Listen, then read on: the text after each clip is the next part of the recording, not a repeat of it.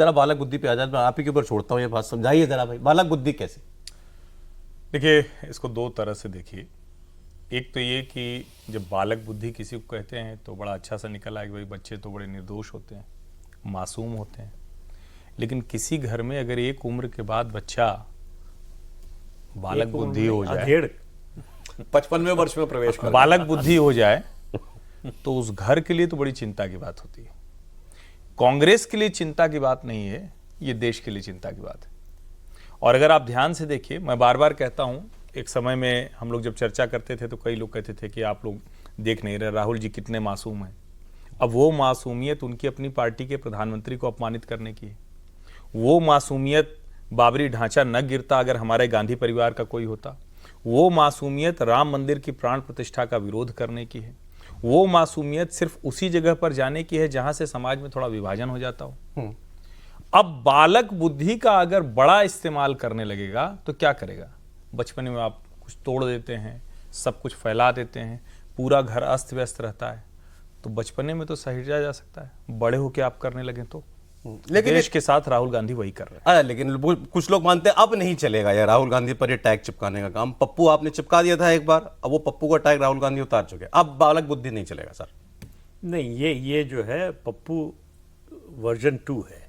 बालक बुद्धि जो है वो पप्पू की उनकी छवि जो है उन्होंने वापस बुला ली है, एक तरह से लौटा ली है, ये बालक बुद्धि वाला काम करके।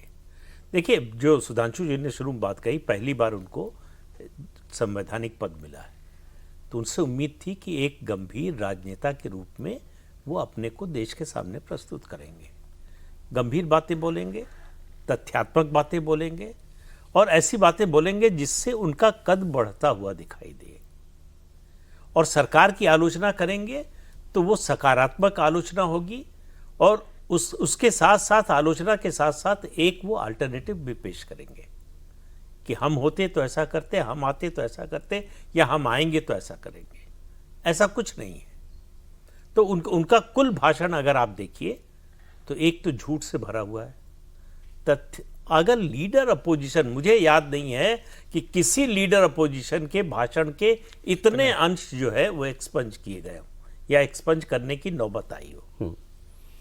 क्यों आई भाई? आप गलत बोल रहे थे, लगातार तथ्यात्मक रूप से गलत बोल रहे थे।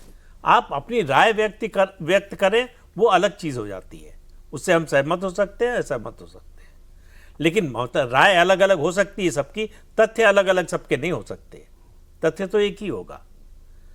तो राहुल गांधी को लगा कि जैसे वो रैलियों में कुछ भी बोलकर निकल गए, वैसे ही संसद में कुछ भी बोलकर निकल जाएंगे, क्योंकि उनकी सीटें बढ़ गई हैं, बीजेपी की घट गई हैं। तो उनको रियलिटी का एहसास नहीं हुआ।